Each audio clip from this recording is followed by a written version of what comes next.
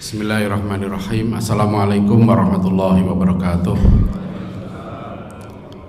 Alhamdulillah, wassalatu wassalamu ala rasulillah wa ala alihi wa sahbihi wa mawalah. Wala hawla wala quwwata illa billah. Hadirin rahimakumullah, alhamdulillah kita bersyukur pada Allah subhanahu wa ta'ala. Pagi hari ini kita diberikan kesempatan oleh Allah dengan nikmat iman, Islam, dan sehat walafiat, juga nikmat kesempatan waktu luang kita bisa bersama-sama berkumpul di majelis yang mulia, di tempat yang mulia. Insya Allah kita akan membahas satu masalah yang sangat penting, yaitu tentang masalah kebangkitan umat Islam. Hadirin rahimakumullah, saya membawa satu buku, judulnya Model Kebangkitan Umat Islam. Buku ini ditulis oleh seorang pakar pendidikan yang terkenal di dunia Islam, ya.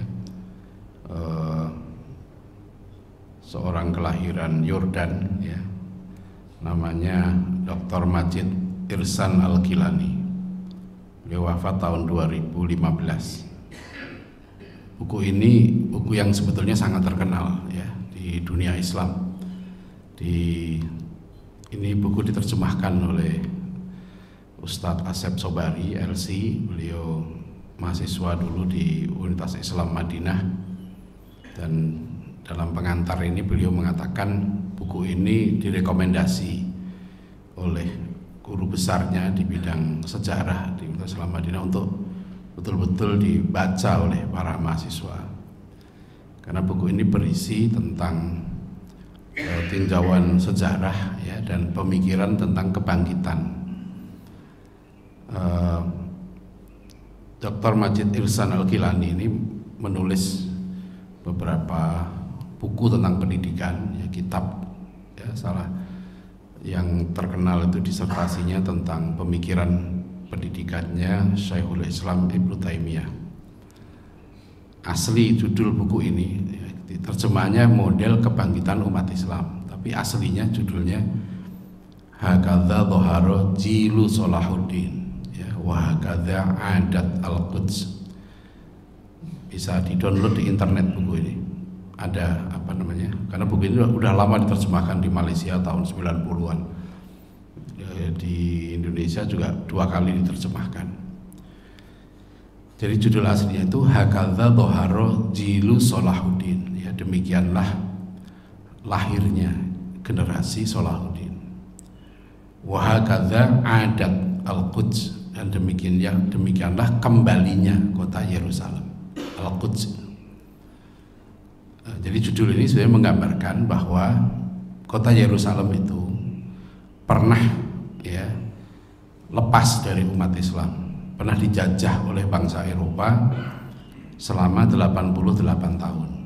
Jadi dari tahun 1099 sampai nanti dibebaskan kembali oleh Salahuddin Al-Ayyubi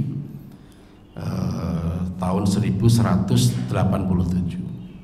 Jadi kalau sekarang posisi kota Yerusalem sekarang ini kan dijajah oleh Yahudi Zionis, ya. Tahun mulai direbus 1967. Nah, kalau sekarang sudah 2024, berapa tahun?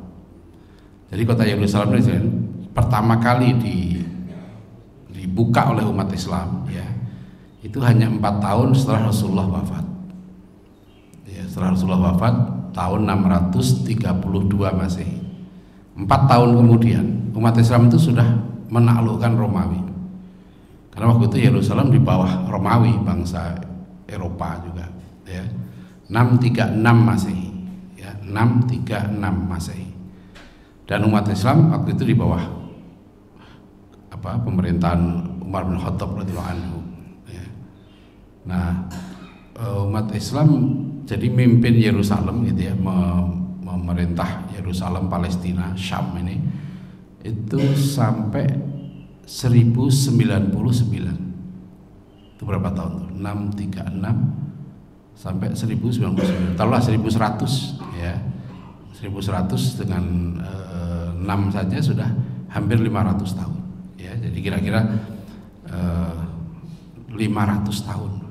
Jadi umat Islam itu dulu mimpin Yerusalem 500 tahun taruhlah gitu ya. Terus dijajah oleh pasukan Eropa tahun 1099. Jadi pas perang salib itu mulai 25 November 1095. Deklarasi perang salib itu ya di Vatikan oleh Paus Urbanus kedua. Itu 25 November 1095. Jadi 4 tahun kemudian Yerusalem jatuh ke tangan pasukan Eropa itu. Nah, yang menarik di buku ini digambarkan, kok bisa ya umat Islam kan waktu itu umat paling maju. Jadi tahun 1099 waktu jatuhnya kota Yerusalem itu sadis sekali, biadab sekali. Ya, bayangkan digambarkan di dalam cerita ini, kota Yerusalem itu ketika diserbu pasukan salib, puluhan ribu kaum muslimin dan orang Yahudi disembelih. Ya, nanti mayat-mayatnya dibakar, ditumpuk-tumpuk. Ada yang dibuat dulu. Kota Yerusalem kan ada tembok kota yang mengelilingi. Makanya waktu Khalifah Umar bin Khattab radhiyallahu anhu masuk kota Yerusalem ya 636 Masehi itu kan Umar bin Khattab radhiyallahu anhu menerima kunci kota ya dari Patriarch Sophronius. Nah, itu yang pemimpin Yerusalem waktu itu. Itu 636 Masehi. Nah, 1099 terjadi tragedi yang luar biasa. Ini bedanya ya umat Islam dengan bangsa Eropa itu di sini. 636 Masehi ketika umat Islam masuk kota Yerusalem itu terjadi peristiwa yang mengagumkan umat manusia. Kenapa? Untuk pertama kalinya kota Yerusalem itu diduduki satu kekuatan yang namanya umat Islam ini gitu ya, dengan damai. Jadi sebelumnya kota ini sering jadi bahan rebutan. Babilonia nanti direbut Romawi, direbut Persia dan seterusnya. Jadi selalu kota ini memang dari dulu itu menjadi rebutan. Nah, kalau satu bangsa masuk atau satu kekaisaran masuk ke kota itu, biasanya menghancurkan kota itu, membantai penduduknya, ya, mengusir penduduknya. Juga menghancurkan rumah-rumah ibadah. Ya, yang terkenal itu Kaisar Babilonia Nebukadnezar tahun 586 sebelum Masehi itu masuk kota Yerusalem, dan waktu itu kota ini kan di bawah Yahudi ya. Raja Yahudi namanya Zedekiah itu dibantai ya, sampai ya diceritakan itu dicungkil matanya, kemudian diseret ke Baghdad.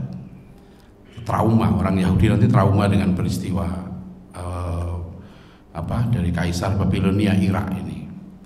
Nah, tapi waktu umat Islam masuk sekalian ya, ini terjadi peristiwa yang luar biasa. Sampai seorang penulis Inggris yang sangat terkenal namanya Karen Armstrong, dia nulis buku A History of Jerusalem ya. Di buku ini Karen Armstrong menggambarkan betapa hebatnya akhlaknya orang-orang muslim itu. Ketika masuk kota Yerusalem, waktu itu komandannya Abu Ubaidah bin Jarrah dengan panglima perang Khalid bin Walid ya. Kata Karen Armstrong, umat Islam itu menaklukkan kota Yerusalem dengan damai. Dia sebut a peaceful conquest, penaklukan yang damai. Gimana damainya ya? There was no killing, kata Karen Armstrong itu. Waktu umat Islam masuk Yerusalem itu nggak ada pembunuhan, no destruction of property, nggak ada penghancuran bangunan-bangunan, nggak ada pengusiran penduduk yang beda agama, nggak ada penghancuran simbol-simbol agama lain. Ya, ini sekarang orang Kristen kan di Gaza, ya kan, di Palestina dihabisi juga oleh orang Yahudi. Jadi nanti beda banget, ya. Makanya kalau kenapa kaum Kristen di Palestina itu sampai sekarang masih berterima kasih kepada Khalifah Umar bin Khattab radhiyallahu anhu. Karena ketika Umar bin Khattab masuk ke sana, gereja itu dibiarin. Bahkan beliau ketika diminta sholat di gereja itu beliau nggak mau. Ya. Jadi nggak ada pembunuhan, nggak ada pemaksaan orang untuk masuk Islam. Nah, itu yang kata Karen Armstrong di bukunya itu, nggak pernah terjadi.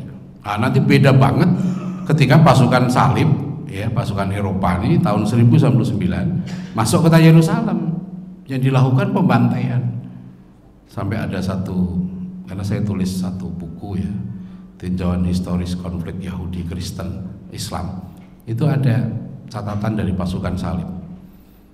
Kekejaman yang mereka lakukan waktu masuk Yerusalem itu sangat mengerikan.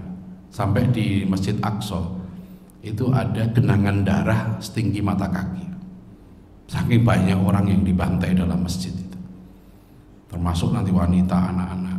Nah, silahkan tonton film, judulnya Kingdom of Heaven, ya, film tahun 90-an lah itu ya, Kingdom of Heaven itu menceritakan kisah ini, bagaimana hebatnya umat Islam ini. Nanti ketika Salahuddin menaklukkan Yerusalem sama, nggak ada pembantaian lagi. Bahkan orang-orang Kristen itu diantar, bangsa Eropa itu diantar sampai ke pelabuhan dan dipersilahkan mereka kembali ke negaranya. Dipersilahkan nanti kapan saja mereka mau berziarah ke Yerusalem itu. Jadi kalau dikatakan wa ma arsalnaka illa rahmatan lil alamin, gitu, bahwa umat Islam itu Rasulullah ya diutus untuk menyebarkan rahmat, itu terbukti. Ya, nanti kadang-kadang anak-anak kita nggak paham karena sejarah ini jarang diajarkan di sekolah, saya lihat. Ya, padahal ini sejarah yang sangat penting, yang umat Islam itu telah membangun peradaban yang sangat tinggi, termasuk bagaimana kasih sayang umat Islam pada Yahudi 800 tahun ya, melindungi Yahudi di Andalusia itu. Alhamdulillah, tema kita tentang kebangkitan ya, saya nggak akan jauh, jadi gambaran saja. Nah, cerita dalam buku ini Dr. Ihsan Dahlan itu menggambarkan gimana sih kok umat Islam yang waktu itu umat sedang jaya-jayanya, sedang pinter-pinternya ya, tahun 1090-an itu kita punya ilmuwan-ilmuwan top dunia ya. Sebelumnya ada Abu Raihan Al-Biruni, ada Ibnu Haytham ya, ada Al-Idrisi, ahli peta yang nanti temuan-temuannya dijadikan rujukan oleh bangsa Eropa. Jadi umat Islam itu paling pinter, paling kaya, paling luas kekuasaannya, teknologinya paling tinggi, tapi kok kalah melawan bangsa Eropa yang mereka datang ke Yerusalem itu merupakan pasukan orang-orang yang sangat rendah peradabannya. Dulu tahun 90-an waktu saya masih kuliah di Bogor ya, itu ada film Robin Hood ya, yang dibintangi Kevin Costner. Nah, film itu dulu menggambarkan tentang dua peradaban nih. Robin Hood itu sukses ditolong oleh seorang muslim namanya Azim. Nah, di film itu digambarkan. Nah, disitulah Azim itu orang Afrika ya, yang cerdas, yang sudah ngerti teknologi mesiu, teknologi kesehatan. Orang waktu itu bangsa Eropa melahirkan itu masih pakai klenik, dukun. Orang Islam sudah pakai dokter, sudah ada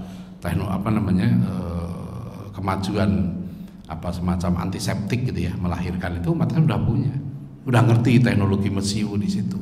Jadi jomplanglah peradaban itu, yang satu sudah maju, yang bangsa Eropa masih sangat mundur, ya, jauh sekali peradaban itu. Tapi pertanyaannya kan, kok kenapa umat Islam itu kalah? Waktu itu ada kekhalifahan Abbasiyah, ada khalifah. Ya, di buku ini diceritakan sang khalifah itu sudah nggak peduli dengan umatnya. Ya, jadi waktu orang-orang Palestina dari datang ke Baghdad, ya, membawa bukti-bukti. Waktu itu nggak ada film, nggak ada foto, Pak. Ya, jadi membuktikan bahwa di Palestina ada pembantaian itu seperti apa, ya, dibawalah tulang, rambut, ya, begitu dibawa kepada khalifah. Nah, khalifah digambarkan di sini dia sudah sibuk dengan burung merpati. Jadi dia punya burung kesayangan namanya sibalkok. Ya, khalifah ini, ya, waktu digambarkan tentang umat Islam dibantai, dia bilang, waduh, sibalkok sudah 3 hari nggak pulang katanya. Dia lebih lebih asik dengan ini daripada umat Islam. Nah, pokoknya walhasil waktu itu ya, pemerintah itu nggak peduli, ya, khalifah ini nggak peduli. umat Islam ini. Terus ketika ulama-ulama mengajak umat Islam berjihad, kita melawan nih pasukan salib gitu, nggak ada yang mau. Ya, jadi dicuekin ajakan para ulama itu. Nah, pertanyaannya kan Dr. Ismail ini meneliti, kenapa bisa terjadi begitu? Nah, maka beliau sebut di sini, beliau kutip satu hadis Rasulullah SAW. Sebab kekalahan umat Islam, meskipun umat Islam itu paling kaya, umat Islam itu paling pinter, umat Islam itu paling tinggi sains dan teknologinya, tapi dia kalah. Ya. Nah, kenapa kalah? Nah, Rasulullah sudah mengingatkan. Beliau sebut dalam ini, ya, sebuah hadis yang diriwayatkan oleh Imam Tirmidzi. Rasulullah SAW bersabda, "Idza azzamat ummati ad-dunya, nusi'at minha haibatul Islam." Jika umatku sudah mengagungkan dunia, memuja dunia, ya, maka nusi'at minha haibatul Islam, dicabut dari mereka kehebatan Islam. Nah, yang kedua, idza tarakat al-amra bil ma'ruf wan nahya 'anil munkar hurimat barakatul wahyi. Nah, jika umatku sudah meninggalkan dakwah, meninggalkan perjuangan, ya, meninggalkan amar ma'ruf nahi mungkar, maka dicabut keberkahan wahyu. Nah, ingat ya, kalau berkah dicabut oleh Allah, ya sebaliknya yang terjadi. Hidup nggak berkah, hidup gelisah, resah, ya, nggak tentram, berantem terus kerjaannya, ya, saling fitnah, saling caci maki. Nah, itu nggak ada berkah. Mungkin dia kaya tapi nggak berkah, nggak bahagia. Nah, yang ketiga, idza tasabat ummati saqatat fi ainillah. Jika umatku sudah saling mencaci maki, ya, jadi antar umat Islam itu sudah saling caci maki, saling menghina, ya, meledek, ya, apalah pokoknya, ya, sudah nggak ada kasih sayang lagi, nggak ada ukhuwah, ya. Nah, ini bahaya ini. Ya, kalau sudah terjadi seperti itu, jatuh martabat mereka di hadapan Allah. Artinya umat Islam waktu itu akan jadi umat yang hina. Kalau kita kaitkan dengan hadis Nabi yang lain, seperti Imam Abu Dawud, ya, yushiku antada'a alaikum al-umam, ya, kata Rasulullah, hampir-hampir tiba saatnya kalian nanti dikeroyok, dikepung oleh berbagai kaum, berbagai bangsa. Ya, Rasulullah mengingatkan, kama tada'a al-akalatu ila qas'atiha, seperti orang-orang lapar mengelilingi satu hidangan. Sahabat Nabi itu susah tentu mendengar Rasulullah begini, heran. Di zaman itu saja, zaman Rasulullah SAW, umat Islam itu sudah menaklukkan Mesir, sudah menaklukkan Yaman, ya. Umat Islam itu sudah dikenal umat yang disegani. Bahkan ketika mengungsi, ya, di Habsyah saja, nggak sembarangan orang Habsyah itu bisa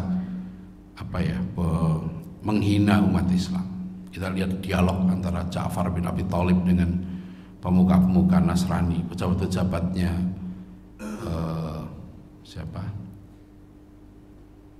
Kaisar Habsyah, yang pemimpin Habsyah nanti masuk Islamnya, Najasyi, ya. Nah, itu Masya Allah, ya, luar biasa. Jadi umat Islam itu punya izzah, umat yang mulia, umat yang disegani, ya, tidak hina. Nah, itu dulu, ya. Maka mereka sahabat bertanya, wa min qillatin nahnu yauma idzin ya Rasulullah. Kita menjadi seperti itu wahai Rasulullah, apakah karena jumlah kita sedikit? Wa min qillatin nahnu yauma idzin ya Rasulullah. Dan Rasulullah menjawab, qala bal antum katsirun. Tidak, waktu itu jumlah kamu banyak. Bal antum katsirun, kata Rasulullah, kalian waktu itu banyak, ya, banyak tapi nggak berdaya, sampai seperti makanan diibaratkan itu, dikelilingi orang-orang yang lapar. Bal antum katsirun walakinnakum ghusaun kagutsa'is sail, tapi kamu buih. Nah, ini Rasulullah mengingatkan, jumlah kamu banyak, kamu seperti buih. Nah, buih itu apa sih? Kalau kita lihat buih itu, sebanyak apapun nggak ada nilai. Ya, dia ikut-ikut saja, ya, arus yang mengalir. Kagutha isail, buih air yang mengalir. Nah, wala yang zi'anna min suduri aduwikum al-mahabata minkum. Waktu itu musuh-musuh kamu sudah nggak ada rasa takut sama sekali terhadap kalian. Kita bisa menggambarkan ya, jumlah kita banyak, tapi nggak ada rasa takut. Ini kalau kita dengar pidato Presiden kita Pak Prabowo waktu pertemuan di Kairo kemarin, ya, kan beliau mengatakan hal yang sama. Kita 2 miliar. Kan beliau kayak marah betul. Kita 2 miliar jumlahnya. Tapi kita berantem sendiri, kan beliau bilang gitu kan, di sini negara ini berantem, di sini berantem, di sini berantem. Jadi gimana bisa membela Palestina? Ya, jadi jumlah kamu banyak seperti buih, musuh-musuhmu gak ada rasa takut terhadap kamu.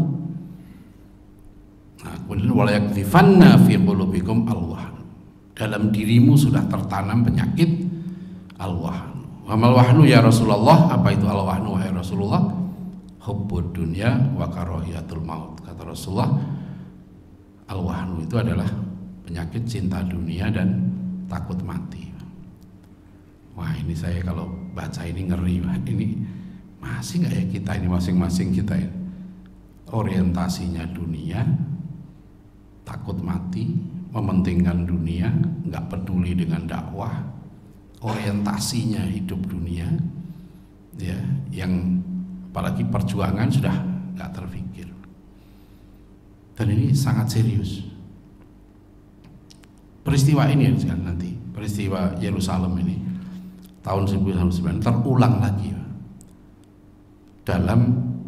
di kota Baghdad tahun 1258.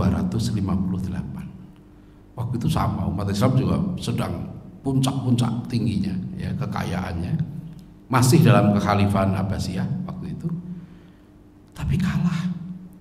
Dan ini lebih mengerikan, ya, peristiwa Baghdad ini tahun 1258 lebih mengerikan karena yang membantai umat Islam waktu itu bangsa yang lebih biadab dari bangsa Eropa, yaitu bangsa Mongol, yang malah nggak kenal buku-buku. Kalau bangsa Eropa waktu itu, waktu pasukan salib, mereka memang rendah peradabannya, tapi mereka belajar. Nanti yang salah satu yang memberikan kontribusi kebangkitan bangsa Eropa dalam bidang sains teknologi itu adalah dari pasukan salib yang pernah menguasai Yerusalem selama 88 tahun. Nah, itu nanti mereka balik ke Italia, kemana-mana membawa, karena umat Islam itu peradabannya tinggi. Jadi bisa jadi yang berkuasa itu yang berperadaban rendah, ya, bisa jadi. Kenapa? Karena dia kuat militernya. Preman lah, kalau preman nyerbu menang. Orang-orang pinter ya nggak bisa apa-apa kan, kalah dia. Nah, nanti ini hebatnya Rasulullah SAW, menyiapkan satu generasi yang sifatnya seperti Tolut, bastotan fil ilmi wal jismi, hebat dalam ilmu, hebat dalam fisik. Makanya standar, ya, pendidikan Nabi itu Al-Anfal 65, melahirkan seorang yang bisa mengalahkan 10 orang. Nah, Nabi kan diperintahkan mendidik sahabat gitu ya, sehingga mengalahkan 10 orang kafir. Iyyakum minkum isruna sabiruna yaghlibu mi'atain. Jika kamu ada 20 orang mukmin yang sabar, kamu mengalahkan 200 orang. Iyyakum minkum mi'ah yaghlibu alfan. Ya, jadi jika kamu ada 100 orang mukmin, kamu mengalahkan 1000 orang. Ini yang terjadi, Pak. Umat Islam itu memimpin Andalusia 800 tahun, dari 711 sampai 1492. Umat Islam itu memimpin Spanyol, itu nggak main-main, hampir 800 tahun. Itu bukan dalam keadaan mayoritas. Umat Islam pernah memimpin India ratusan tahun, bukan dalam keadaan mayoritas. Jadi kalau nanti kita dijajah juga oleh bangsa minoritas, kenapa? Ya kualitasnya. Ya, nah, kualitas inilah yang kita diskusikan, gimana caranya. Ya. Karena makanya Dr. Ihsanul Ilani mengingatkan umat Islam ya, jangan terpesona, ya, jangan tertipu dengan model kebangkitan politik. Maksudnya politik itu gini, kata beliau ini. Kadang-kadang umat Islam itu kalau sudah terpuruk mengharapkan turunnya pemimpin, gitu ya. Turunnya pemimpin, nah akan mengatasi masalah mereka semua. Waktu itu di zaman ini ada pemimpin, ada kekhalifahan, syariat Islam berlaku 100%. Nah, maka disebut model kebangkitan. Pemimpinnya nggak bisa, karena kalau kita problem umat, kata Dr. Salih ini bukan karena nggak ada pemimpin itu, karena kerusakan ini merata pada elit-elit Muslim, terutama kerusakan yang paling parah itu ada pada ulamanya. Nah nanti beliau Dr. Salih itu menggambarkan model kebangkitan umat Islam ini dilakukan melalui madrasah, melalui pesantren. Gimana caranya? Yang dilahirkan oleh para ulama waktu itu bukan seorang Salahuddin. Nah itu. Jadi bukan menyiapkan seorang pemimpin terus jadi khalifah, jadi kepala negara, jadi gubernur, enggak begitu. Enggak bisa kalau seorang diri menyelesaikan itu. Yang dihadirkan sampai umat ini bangkit adalah lahirnya satu generasi. Seperti ini model universal. Ya, bangsa Jepang bangkit bukan hanya seorang diri, ya memang melalui pendidikan. Dari pendidikan itulah nanti melahirkan satu generasi. Jadi yang bangkit itu satu generasi, dan generasi itu usia pendidikan kalau kita lihat di sini ya sekitar 25 tahun. Perang salib itu tahun 1095 ya. Kalah terus nih umat Islam, dibantai terus. Baru mulai menang ya, bangkit itu tahun 1140 sekian ya, ketika nanti Nuruddin Zangki membebaskan kota Edessa di Syria. Itu mulai itu. Nah, Nuruddin Zangki ini pamannya Salahuddin. Nah, sangat rinci di buku ini digambarkan kondisi waktu itu bagaimana. Nah, yang paling parah ya, tadi itu ya, hubud dunia digambarkan. Paling parah itu pada para ulamanya. Karena ketika itu orang-orang banyak ya belajar tentang agama ini ya, tapi tujuannya dunia. Nah kalau orang sudah motivasi belajar ilmu itu untuk keduniaan, hanya mencari dunia, mencari kekayaan, mencari jabatan, kalau itu yang terjadi ya lahirlah orang-orang yang serakah dunia. Akibatnya apa? Berlomba-lomba nih antar mazhab waktu itu ya, berlomba-lomba untuk menjilat penguasa. Sampai di dalam masjid dan di dalam kampus, waktu itu ada kampus terkenal Nizamiyah ya, profesor yang terkenal ketika itu Imam Al-Ghazali di Nizamiyah itu. Akhirnya Imam Al-Ghazali meninggalkan kampus itu karena di kampus itu sudah penyakit hubud dunia merajalela ya, dan sampai terjadi konflik antar mazhab. Konflik mazhab yang paling keras zaman itu mazhab Asy'ari dan mazhab Hambali. Saya kalau melihat kondisi sekarang ini ya, berdebat masalah ini udah pernah terjadi dulu antar kelompok, antar mazhab ini, bahkan saling bunuh di kampus. Sampai di sini ada namanya, ulama yang dibunuh siapa, bagaimana menfitnah kelompok ini antar mazhab ini. Dulu antar imam mazhab rukun. Imam Syafi'i itu muridnya Imam Malik. Imam Syafi'i banyak beda pendapat dengan gurunya. Imam Ahmad bin Hambal punya mazhab sendiri, berbeda dengan gurunya Imam Syafi'i, gitu ya. Tapi mereka dulu nggak berantem, nggak saling membenci, apalagi nanti saling menghancurkan. Nggak begitu. Jadi kalau sudah terjadi peristiwa seperti itu, akarnya penyakit cinta dunia, ya terus berantem segala macam, ya harus diselesaikan. Nah itulah Dr. Jalani ngasih resep. Para ulama dulu yang waktu itu kemudian melihat ini penguasa sudah nggak peduli, umat Islam juga nggak mau jihad, apa yang dilakukan kemudian? Ada strategi yang digambarkan di sini, namanya strateginya al-insihab wal-audah. Strategi menarik diri untuk melompat ke depan, menarik diri itu maksudnya para ulama waktu itu kemudian masuk ke pondok-pondok pesantren, ya, mendidik generasi yang nanti melahirkan generasi baru, namanya Jilu Salahuddin, generasi Salahuddin. Jadi generasi Salahuddin itu bukan lahir seorang diri, ya. Dari madrasah-madrasah inilah nanti lahir generasi Salahuddin, satu generasi baru, ya, generasi yang kuat ilmunya, kuat fisiknya, yang zuhud, ya, yang betul-betul mereka bersatu umat Islam itu, berukhuwah. Nah, itu yang saya. Nah, sekarang sama di mana saja. Ini model ini mirip dengan yang dilakukan para ulama kita. Pak Muhammad Natsir menggambarkan cerdiknya para ulama di Indonesia ini ketika mereka kalah di dalam pertempuran, dan terakhir kekalahan yang cukup menyakitkan karena ditipu, ya, itu adalah perang di Ponorogo.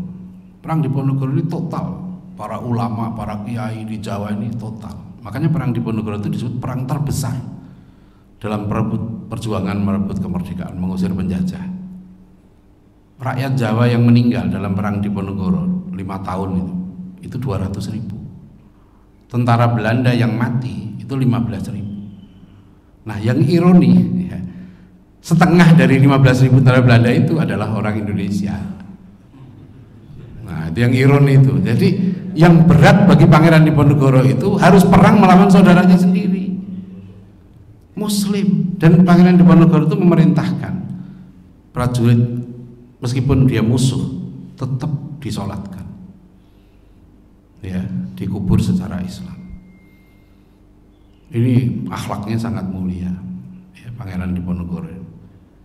Nah, jadi bayangkan sekarang, itu yang paling berat, Pak. Kita itu dijajah lama itu bukan karena Belanda hebat, ya.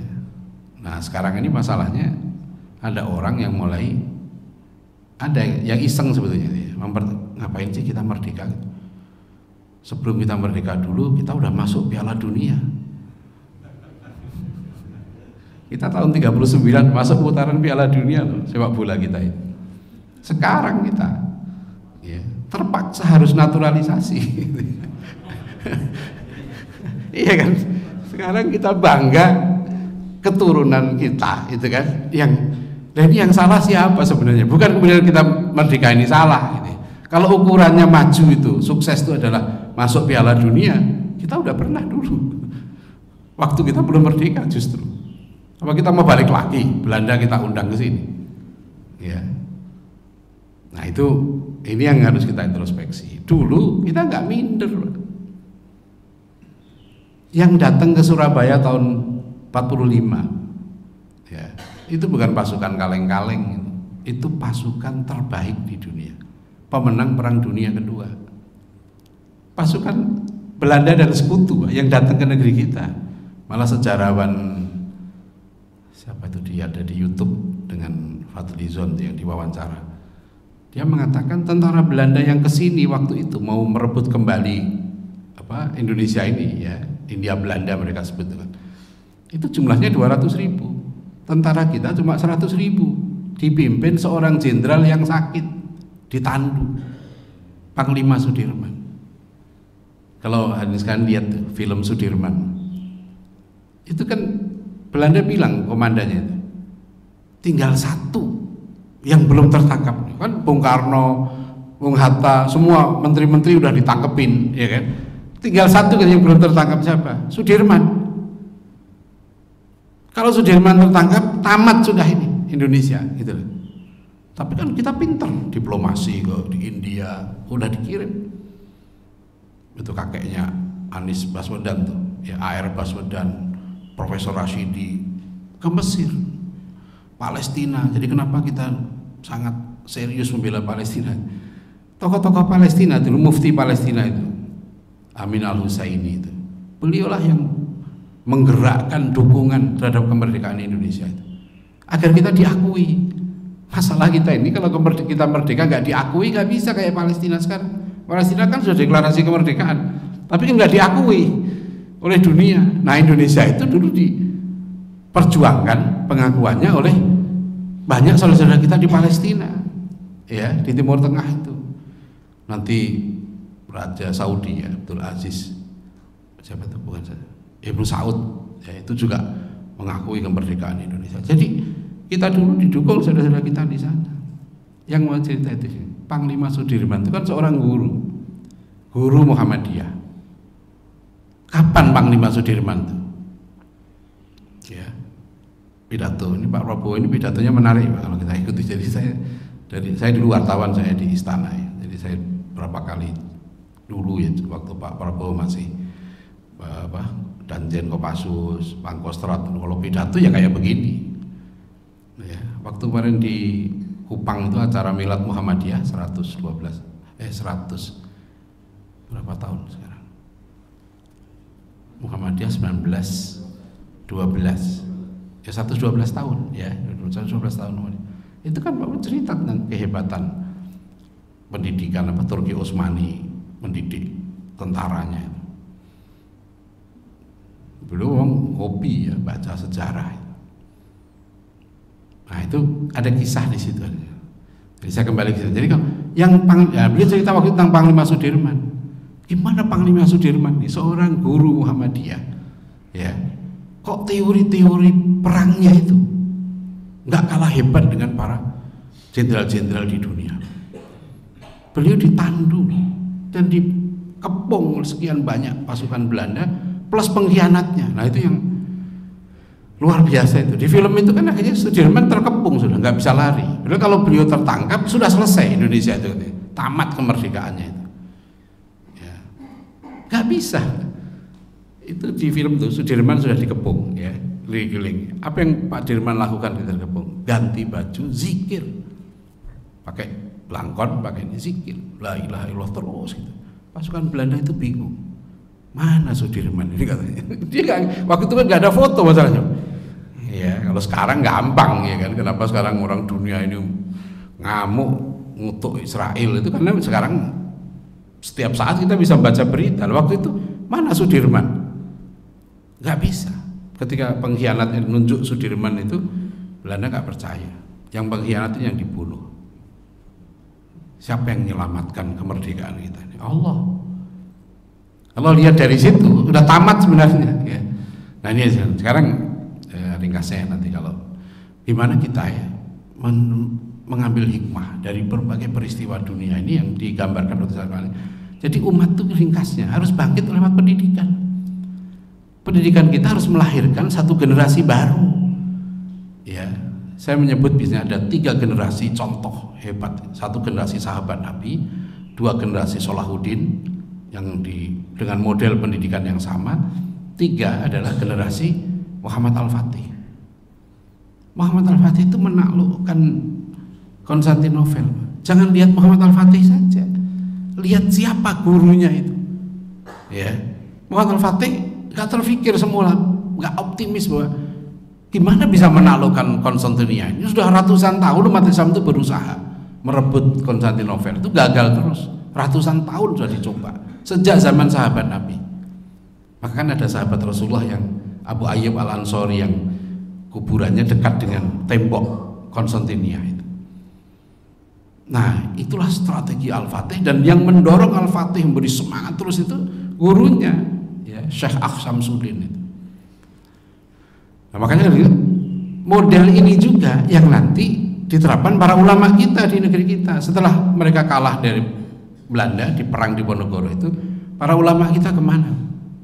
Mereka mundur, masuk ke daerah-daerah, ke pelosok-pelosok, dan disitulah mereka bangun pesantren. Saya sudah pernah diundang ke pesantren Kiai As'ad di situ Bondo. Itu pesantren berdiri 1910. Ya. 1910 memang di situ awal abad 20 berdiri banyak lembaga pendidikan Islam termasuk pesantren. Sebelumnya sudah kayak Tebu Ireng itu 1899, ya, berdiri Tebu Ireng. Jadi dulu ulama kita ini menyiapkan satu generasi baru, gitu loh, ya, generasi baru yang nanti ketika fatwa jihad Ki Hasyim Asy'ari keluar, Ki Hasyim Asy'ari waktu itu posisinya pemimpin tertinggi umat Islam, bukan hanya Rois Am NU, Beliau itu ketua Majelis Syuro Masumi. Jadi ini hebatnya ulama kita dulu, Pak. Waktu kemerdekaan tahun 1937 berhasil mempersatukan semuanya. Waktu itu udah muncul, udah debat ketika itu, karena udah muncul gerakan-gerakan pembaruan Islam kan. Masalah tahlil, masalah kunut, masalah penetapan awal Ramadan, Idul Fitri, masalah usoli, niat, itu udah dibahas tahun 30-an. Ya. Dan ulama kita waktu itu bijak. Jangan sampai ini memecah kita, karena kita sedang menghadapi musuh yang sama. Berdiri namanya MIAI.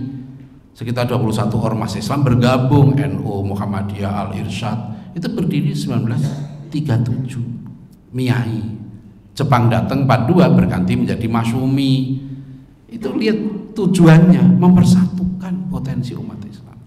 Nah, waktu itu ada tokohnya Ki Hasyim Asy'ari yang diakui sebagai pemimpin tertinggi umat Islam. Makanya waktu beliau mengeluarkan fatwa jihad, Koran Kedaulatan Rakyat nulis, ada di internet, judulnya lihat, 60 miliun kaum muslimin Indonesia siap berjihad fisabilillah. 60 miliun, ya dulu nggak juta, 60 miliun ya kaum muslimin Indonesia siap berjihad fisabilillah. Itu. Jadi dulu ya, dari mana pasukan jihad waktu itu menghadapi musuh yang hebat ini, ya kan? Dari pesantren. Maka dulu namanya pesantren itu, ya mesti Pak, yang dilahirkan oleh pesantren itu pejuang. Saya sekarang ini keliling ke pondok-pondok pesantren, ya, ke santri-santri saya juga. Ini santri ini aneh sekarang. Anak saya nomor 2 lulus Gontor, saya tanya, kamu ngapain lulus pondok? Mau kuliah Pak? Nah, saya bilang lulus pondok kok kuliah? Lulus pondok itu jihad. Jadi cita-cita anak-anak ini Pak, ini silahkan Pak cek nanti. Tanya, kenapa sih setiap saya ngisi kuliah subuh di mana-mana, hampir nggak ada anak-anak kita. Di komplek ini ada nggak anak-anak kita? Apa pada pergi semua? Terus anak-anak kita kenapa nggak ikut kuliah subuh? Tapi nanti kan pergi ke sekolah. Saya sering tanya, penting mana dia ikut jamaah subuh, kuliah subuh dengan pergi ke sekolah? Kenapa pergi ke sekolah menjadi wajib, kalau ikut kuliah subuh nggak wajib? Kan ini penjajahan. Baru tadi malam saya undang pondok-pondok pesantren keluarga besar Dewan Dakwah. Saya ingatkan, kita sedang mendirikan sekarang ini namanya Dewan Dakwah Boarding School, sekolah unggulan berbasis masjid. Pendidikannya di masjid, muridnya tinggal di masjid, di balkon. 24 jam kita didik di masjid. Ya, ini tingkat SMA. Saya minta kepada pesantren-pesantren dari Solo, dari Batam, ayo kirimkan satu saja, ya, lulusan SMP. Insya Allah akan kita didik menjadi pejuang, menjadi intelektual. Sebab nanti akan kita didik hampir semua gurunya doktor, ya, untuk anak SMA. Saya bilang mumpung masih ada kader-kader Pak Nasir yang umurnya udah 78 tahun, ya. Putri Pak Nasir itu yang masih aktif sekarang ini, Ibu Aisyah, umurnya udah 83 kalau nggak salah, 84 tahun. Beliau masih ada, masih ngasih semangat pada kita. Masih ada Bapak Abdul Wahid Alwi, 74 tahun, ada Profesor Didin Hamidudin. Ini langka, saya bilang ini mungkin tahun ke depan, 2 tahun ini belum tentu kita bisa jumpa dengan mereka lagi, orang-orang hebat yang dulu dididik langsung oleh Pak Nasir, Perdana Menteri Malaysia ini, ya, Anwar Ibrahim, sudah 76 tahun atau 77 tahun umurnya. Itu beliau kemana-mana membanggakan Pak Nasir sebagai murid Pak Nasir. Bahkan belum lama di Malaysia ada Profesor Kamal Hasan, saya bawa bukunya, ada peluncuran buku di Malaysia, karangan Profesor Kamal Hasan. Bahwa Kamal Hasan itu sudah meninggal tahun ini kalau saya. Beliau wafat dan menulis buku tentang Muhammad Nasir. Di bukunya Prof. Kamal Hasan bilang apa? Saya kecewa, sedih melihat kondisi Malaysia sekarang. Politiknya kotor segala macam. Ternyata bukan hanya Indonesia, di Malaysia juga sedih. Nah, beliau bilang, kalau mau ini generasi muda Malaysia itu harus belajar pemikiran Muhammad Nasir. Beliau sosok yang politisi, negarawan, ya cendekiawan yang terhebat menurut beliau di abad 20. Nah, saya kan di Dewan Dakwah, saya ketua Dewan Dakwah. Jadi saya ajak, lah kita sendiri nggak yakin. Ya, ini saya mau dari sini soal saya ke bandara, ya karena langsung ke Padang, karena kami di RC punya 6 rumah sakit di Sumatera Barat yang mendirikan Pak Nasir dulu. Dulu 1 di Bukit Tinggi, sekarang sudah 6 ya di seluruh Sumatera Barat. Dan kami punya Universitas Muhammad Nasir. Ya, saya akan bincang dengan para pimpinannya, dosen-dosennya. Saya minta, coba kalau Pak Nasir hadir di kita ini, ridho nggak dia? Kita udah pakai nama beliau nih, ridho nggak? Dulu Pak Nasir itu lulus SMA, ditawari kuliah oleh Belanda segala macam, nggak mau Pak Nasir. Beliau memilih jadi guru agama di SMP, tidak dibayar, karena beliau sedih melihat anak-anak Muslim ya bersekolah tidak dapat pelajaran agama. Jadi beliau siap. Umur 20 tahun Pak Nasir sudah memimpin Young Islamitan Bond cabang Bandung, ya Persatuan Pemuda Islam. Umur 20 tahun, umur 24 tahun Pak Nasir mendirikan sekolah namanya Pendidikan Islam, seperti sekolah terpadu sekarang ini. Ya, itu beliau langsung mimpin umur 24 tahun. Nah, jadi ini sebetulnya model. Jadi kalau kita mau bangkit Pak, sebetulnya yang harus kita perbaiki apa? Kalau saya melihat gampang aja. Kira-kira anak kita itu, anak-anak kita ini sama kita ini bagus mana? Nah, kalau anak kita ini jauh lebih hebat dari kita, nah itu kita optimis. Ya, pernah saya cerita masa depan Indonesia hebat begini-begini di satu forum alumni HMI. Kebetulan ada Jenderal Maijen Purnawirawan yang hadir. Dia heran kok saya optimis gitu dengan masa depan Indonesia. Kok Anda optimis ya? Karena beliau sudah wafat beliau. Ya. Kok Anda optimis? Ya heran gitu. Kok ada orang Indonesia yang optimis gitu ya? Kan sekarang ini kalau baca medsos kita jadi pesimis. Saya lihat di grup-grup medsos itu sampai ada yang kritik, kayaknya kan di grup kita ini nggak ada yang optimis ya katanya. Isinya tuh yang jelek aja gitu. Ya kan? Kayak negara kita tuh nggak ada baiknya. Memang begitu Pak, media itu ya. Senengnya kan ini bedanya Pak Nasir Pak dengan politisi biasa. Pak Nasir itu negarawan. Beliau dizolimi oleh pemerintah Orde Baru. Masyumi nggak boleh hidup, tokoh-tokoh Masyumi nggak boleh dicalonkan. Ribuan tokoh Masyumi dicoret dari daftar calegnya Parmusi waktu itu. Bayangkan kalau orang marah waktu itu Pak Nasir marah, ya. Tapi keserdikan Pak Nasir, beliau enggak, ya marah tentu, tapi kemarahan itu disalurkan dengan strategi. Didirikanlah Dewan Dakwah, didirikanlah pondok-pondok pesantren, yayasan-yayasan. Ya. Kirim dai-dai ke pelosok-pelosok sampai ke pulau-pulau terpencil oleh Pak Nasir.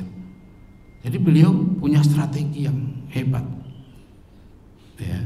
Dan ketika pemerintah Indonesia mengirimkan utusan ke Jepang untuk minta bantuan, oleh Jepang nggak dikabulkan, ditolak. Ya. Akhirnya Pak Nasir datang ke Jepang waktu itu dan menegur pemerintah Jepang, terutama Takeo Fukuda. Itu sahabat kentalnya Pak Nasir, pernah jadi Perdana Menteri, pernah jadi Menteri Keuangan. Takeo Fukuda itu nulis waktu Pak Nasir meninggal tahun 93, suratnya itu apa? Berita wafatnya Dr. Muhammad Nasir ini lebih bagi kami lebih hebat dari berita bom atom Hiroshima.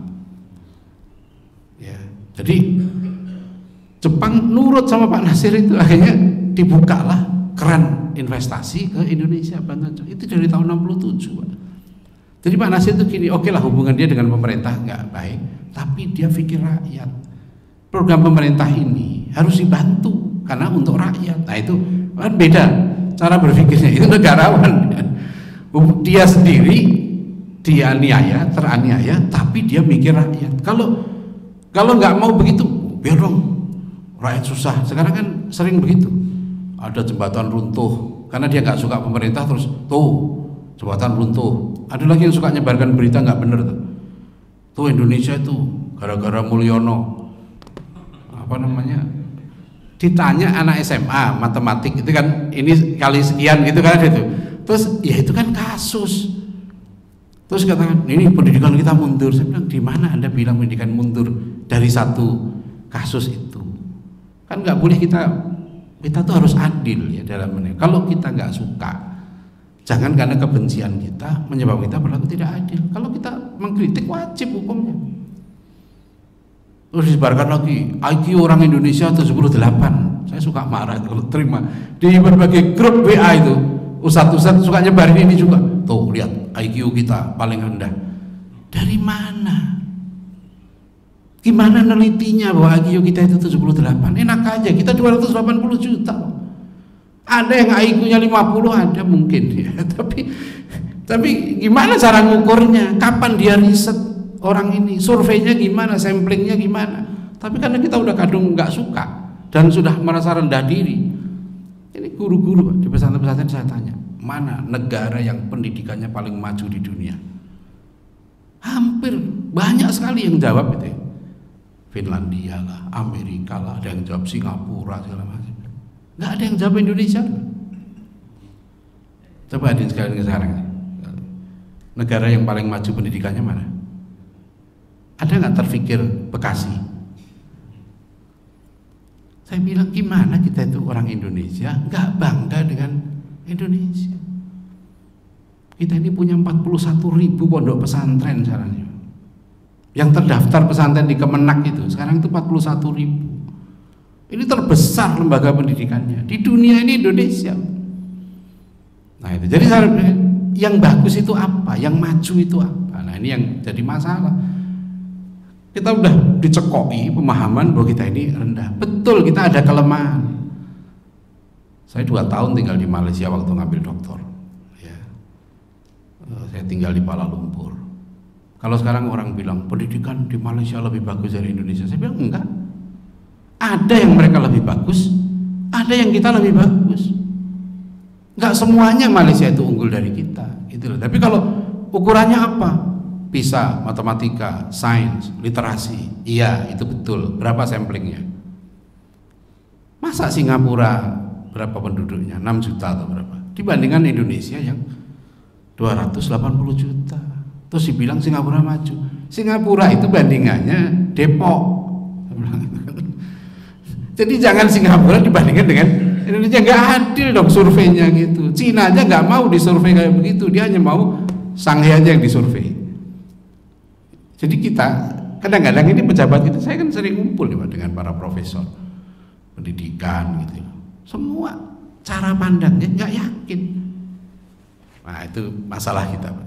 Jadi kalau kita sendiri nggak yakin dengan agama kita, anak-anak kita nggak yakin dengan pendidikan kita sendiri, orang tua nggak yakin, bahkan kita punya masjid, kadang-kadang nggak yakin bahwa masjid kita ini pusat pendidikan, akhirnya kosong. Saya udah di mana-mana tuh saya bilang, ini gimana sih? Harusnya kurikulum pendidikan itu mulainya dari mana? Paling enggak kalau mau ya, mulainya itu dari sholat subuh berjamaah. Jadi itu harusnya masuk rapot, gitu loh. Anak sholat subuh berjamaah. Kalau enggak usah naikin. Gitu. Sekarang harusnya pendidikan kita tuh mulai dari bangun tidur. Anak-anak diajar bangun tidur, terus mandi. Lah kalau kita bangun tidur terus mandi kan stroke. Bangun tidur itu terus bersyukur. Bahkan anak SMA itu banyak saya tanya, coba doa bangun tidur apa? Ya, setelah hafal saya tanya artinya apa? Nah, kalau ada yang tahu artinya saya tanya ikrobnya gimana? Ahyana itu fi'il apa? Itu muta'addi atau lazim? Biasanya nggak ada yang tahu tuh anak SMA itu. Saya tanya gitu, fi'il apa? Ya, maf'ulnya mana? Fa'ilnya mana? Terus artinya apa? Itu kan indah sekali, Pak. Kita dididik ya, itu dari bangun tidur. Itulah kenapa nanti lahir generasi khairun nas qarni, kata Rasulullah. Sebaik-baik generasi itu generasiku. Sahabat Nabi kan sama dengan kita. Secara fisik itu sama, jantungnya sama, otaknya sama, sel-sel darahnya sama, sel sarafnya sama. Tapi kenapa mereka disebut khairun nas, sebaik-baik manusia? Karena pendidikannya. Nggak ada di masa Nabi itu pendidikan ekstrakurikuler, kokurikuler. Ini sekolah-sekolah Dewan Dakwah aja masih pakai itu, saya tegur. Koreksilah. Masa ada pendidikan kok ekstrakurikuler? Ekstrakurikuler itu artinya di luar kurikulum. Nggak begitu. Nah ini dulu penjajah, Pak Nasir udah mengingatkan, penjajah itu bikin sekolah ini. Kan sekolah ini model penjajah. Kenapa penjajah bikin sekolah? Karena pertama mereka butuh tenaga kerja, pabrik, kan Belanda bikin pabrik banyak di sini, bikin tenaga kerja, butuh birokrat, didirikanlah namanya Osvia, sekolah pamong praja. Jadi didirikanlah ini, dan satu lagi mereka bikin sekolah supaya apa? Anak-anak kita dijauhkan dari Islam. Ya, makanya Pak Nasir ngutip surah-surahnya, opvoeding on the wit, zin in stad, Muslim het stelsel, te emanciperen. Kata surah-surahnya. Jadi dulu orang Indonesia itu ngelawan terus gitu, jihad terus. Ini gara-gara pendidikan pesantren, makanya kata surah-surahnya, kalau mau melemahkan perjuangan mereka apa? Dengan pendidikan. Gitu ya. Bikin sekolah-sekolah. Sampai tahun 1900 ada 100.000 3 orang anak Indonesia yang sekolah di sekolah Belanda. Tahun 1910 sudah 300 sekian ribu. 10 tahun kemudian 1920 sudah 829.000 yang sekolah di sekolah barat. Mereka sistematis. Anak-anak itu jauhkan dari agamanya. Nah itulah dibikin sekolah. SD namanya HIS, Holland Inlandse School, kemudian MULO, kemudian SMA namanya AMS, Algemene Middelbare School. Sekolah Belanda ini hebat, bagus kualitasnya. Pak Natsir cerita dia sekolah SMA Belanda, kalau ujian satu mata pelajaran dia diwajibkan membaca minimal 36 buku. Itu SMA Belanda itu kayak begitu. Jadi satu mata pelajaran ujian harus baca 36 buku. Itu anak-anak SMA dulu. Makanya kualitasnya kayak Muhammad Nasir, ya Rosian Anwar, Ibu Sud. Itu kualitas-kualitas SMA dulu. Gak sembarangan dulu kalau masuk SMA Belanda. Nah kita dulu anak kita bangga sampai sekarang. Ya. Jadi kalau kita gambarkan orang-orang itu, masuklah teori-teori yang teori asal-usul manusia dari bangsa kera, kebutuhan manusia, sandang, papan, pangan, kebutuhan primer. Kenapa sih kebutuhan primer itu hanya sandang, papan, pangan? Nggak ada kebutuhan ibadah. Masih ingat nggak teori negara maju? Negara maju itu negara apa? Negara income per kapitanya tinggi. Maka dibuatlah teori kelas menengah, kelas atas, kelas bawah. Kelas atas itu apa? Yang duitnya sekian, gitu kan? Yang penghasilan sekian itu kelas atas. Kelas menengah, kelas bawah. Makanya kalau orang bilang pendidikan itu investasi untuk mengangkat apa derajat. Derajat itu artinya apa? Duit. Semua nih Pak. Jadi semua dicekoi bahwa kamu sukses kalau kamu jadi pejabat. Sekolah unggul dan sekolah yang lulusannya diterima di kampus yang dia mudah dapat kerja, duitnya gede. Sampai kampus-kampus. Saya itu dulu lulus IPB tahun di Fakultas Kedokteran Hewan, saya jadi guru biologi, gaji saya 50.000. Kalau pulang kampung saya susah, saya juara 1 di SMA. Jadi orang tua saya bilang, tuh teman-teman kamu tuh udah kerja, udah punya mobil, udah punya, saya gaji 50.000 tahun 90 itu saya.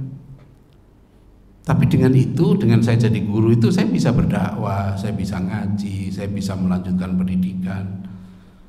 Cuma kan susah dulu orang tua difahamkan. Sekarang juga mungkin masih banyak yang berpikir sukses itu kamu.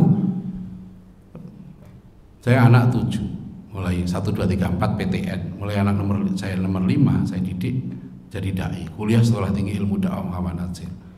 Anak saya didik 16 tahun dia sudah nulis buku presentasi di Malaysia. Dia 17 tahun nulis buku tentang reformasi pendidikan. Udah ganti saya ngisi kuliah umum di Kalimantan. Nah kalau anak saya sudah saya didik dia begitu, terus kuliahnya kemana kan nanya? Nggak, kamu kuliah dakwah. Ya, Sekolah Tinggi Ilmu Dakwah Muhammad Natsir. Susah difahami. Tapi anak saya alhamdulillah nurut. Saya bilang kamu kuliah. Sebab kamu udah pinter. Kalau kamu kuliah ke UI, saya 5 tahun jadi dosen di Pasca UI. Bagus UI itu. Ya, saya punya pesantren di Depok. Tapi saya ingin buktikan bahwa pendidikan kita lebih bagus dari UI. Karena rektor UI itu setahu saya belum pernah nyuruh mahasiswanya sholat subuh. Dan mahasiswa UI itu nggak sholat subuh bisa lulus. Kalau mahasiswa saya nggak sholat subuh pasti nggak lulus, nggak bisa sholat pasti nggak lulus, karena ujiannya Quran, ujiannya sholat. Nah ini contoh ya bahwa cara pandang, karena sekarang dianggap top apa. Nah, saya berharap ini, karena saya kenal nih dua menteri ya, Prof. Satrio itu bareng dengan saya di MPR waktu 2017. Kebetulan saya duduk di samping beliau, untuk waktu itu kami diundang untuk bicara tentang sistem pendidikan nasional ya menurut Undang-Undang Dasar 45. Beliau bagus pemikirannya ya, bagus pemikirannya tentang pendidikan tinggi kita harus maju. Hanya ya menurut saya, karena saya di pendidikan Islam masih perlu hal-hal yang perlu disampaikan. Saya udah kirimlah ke beliau masukan-masukan, tapi saya nggak tahu dibaca apa enggak ya. Tugas saya kan menyampaikan yang benar. Tapi sekalian sekarang ini lebih penting lagi ya, siapapun menterinya, siapapun presidennya ya, umat Islam ini harus punya model kebangkitan sendiri. Dan menurut saya kebangkitan itu dari masjid. Masjid kita ini harus kita jadikan rencana ke depan. 20 tahun lagi dari sini harus lahir. Dari sini harus lahir ulama tafsir, ulama hadis, pemimpin umat ya. Ahli sejarah dan sebagainya. Bisa, karena sekarang ini online. Kita itu sekarang bisa S1, S2, S3 itu online. Jadi kalau mencari gelar udah ketinggalan sekarang. Apalagi udah ada AI, apalagi yang mau dipelajari. Ya sekarang semua bisa kita tanyakan dengan AI. Jadi kalau model sekarang guru masih ngajar transfer of knowledge, guru itu kalah sama robot. Kalau hanya itu ya, yang nggak bisa sekarang dikalahkan oleh robot adalah hikmah, wisdom. Maka Luqman diberikan hikmah, walaqad ataina Luqmanal hikmah. Karena hikmah itu dari jiwa yang bersih, hati yang bersih, hati yang ikhlas. Pendidikan kita harus melahirkan manusia-manusia yang punya hikmah. Dan gurunya harus yang mendapatkan hikmah, harus ikhlas, harus sungguh-sungguh. Nah itu nggak bisa dilakukan oleh robot. Secanggih-canggihnya AI, tetap saja dia alat, bisa dimanipulasi oleh orang. Dikasih data-data yang salah, keluar juga kesimpulan yang salah, bisa ditipu itu AI itu. Ya, tapi memang canggih, harus kita akui. Sekarang banyak pakar-pakar yang mengatakan kita nggak bisa meninggalkan lagi AI, karena ini alat yang sangat canggih. Nah itu, dan itu dua yang sangat strategis untuk itu. Satu masjid, satu lagi keluarga. Orang tua harus bisa sekarang ini menjadi coach, menjadi manajer, ya, menjadi pengarah dari anaknya. Anak saya ini 20 tahun lagi jadi apa? Itu harus kita rencanakan dari rumah. Ya, orang tua yang harus merencanakan itu. Saya kira demikian ya. Inilah kebangkitan kita menyongsong kebangkitan dengan modelnya sudah dicontohkan Rasulullah SAW oleh para ulama kita terdahulu, dan insya Allah ini bisa kita terapkan ya, supaya kita tidak juga kita waspada yang melemahkan ya anak-anak kita ya. Jadi kalau jangan sampai nanti ya orang tuanya aktivis dakwah ya, tetapi anaknya karena dia salah persepsi tentang kesuksesan, kemajuan, kebangkitan itu ya, itu dari kita insya Allah. Baik, terima kasih. Bila taufik wal hidayah. Wassalamualaikum warahmatullahi wabarakatuh.